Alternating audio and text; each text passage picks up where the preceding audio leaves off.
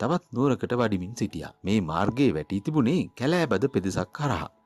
බොහෝ දුර ගෙවා යමින් සිටි පිරිසට වෙහෙසක් දැනුණා.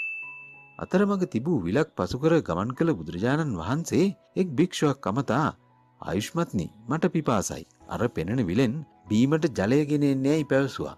භික්ෂුව ජලය ගෙන ඒමට විල අසලට ගියා. මිනිසුන් විලේ රෙදි සෝදමින් සිටියා.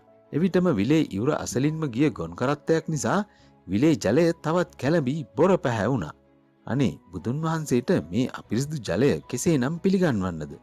භික්ෂුව එසේ සිතමින් ගොස් බුදුන් වහන්සේ හමු වුණා.